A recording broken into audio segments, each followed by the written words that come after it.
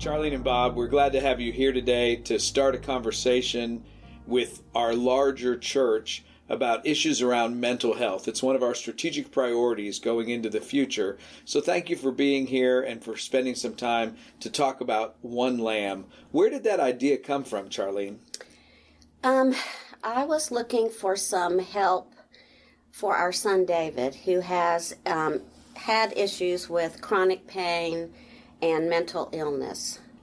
And as a Stephen minister, I received an email from Peachtree United Methodist Church that they were having a speaker, William Moyers, about about his fight with addiction, and ultimately he's won this fight with addiction.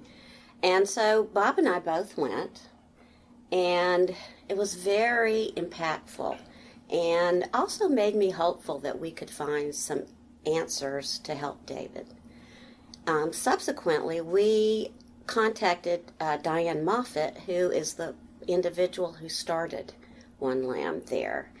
And she started this One Lamb initiative because she had a friend whose daughter needed help, and they needed help financially. And so she started this initiative and realized there was so much more that needed to be done.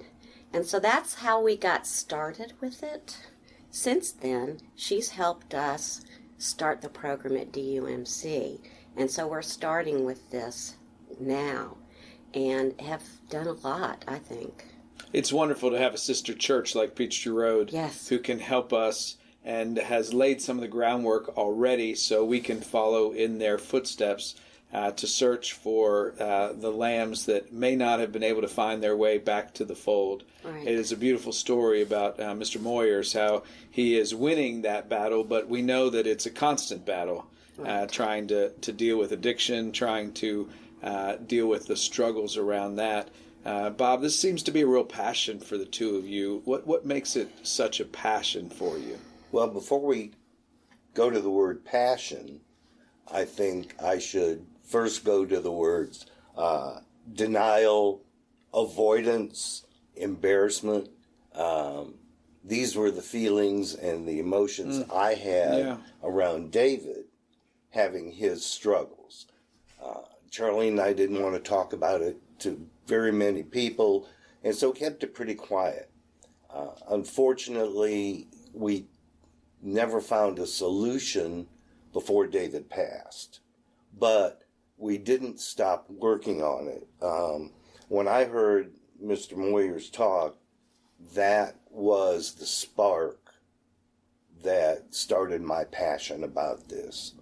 I heard him speak, and he spoke openly about his addiction, his fight with addiction. I thought it was important to bring it to Dunwoody and shine a light on the topic, which so many of us constantly avoid. We don't want to talk about it. We don't want to be associated with it.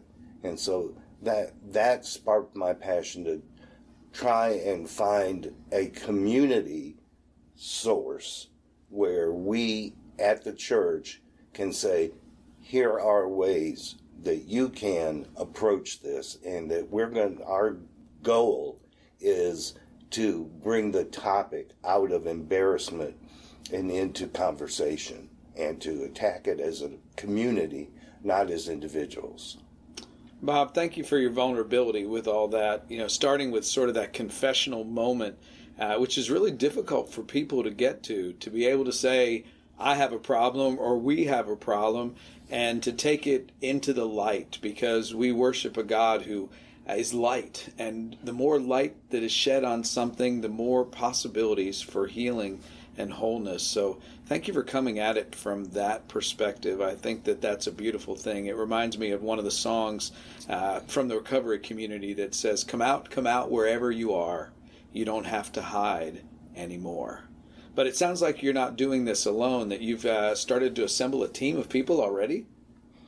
We have. We have a team of people that are very passionate to put together a program. And what we've done is, again, like Peachtree Road, we have some programs, and we have speakers that we have set up.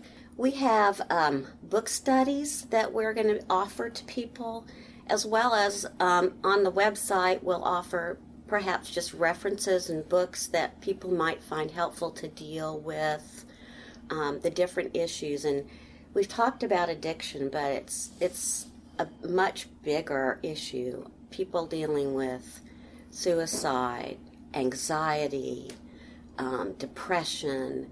There's so many things that people just need to know they have a community they can count on, resources, and we can't do it all, but I think we can give a jumping off point as well as acceptance to people. That's really one of the things I'd like to see, and I'm seeing it right now. So it reminds me of the time that there was a young man who was lost, and they were trying to find him out in an open field, and everyone grabbed hands. And as they grabbed hands and walked across the field together, they were able to find him because everyone had joined hands and was working at this together.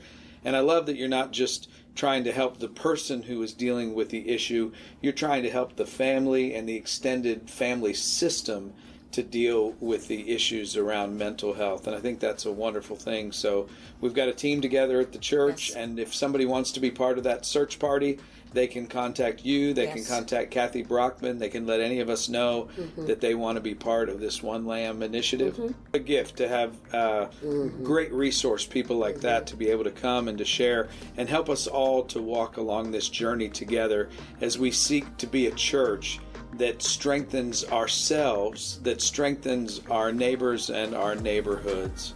May we be the kind of church that leaves those who are already here in the fold and looks for those who most need to hear the good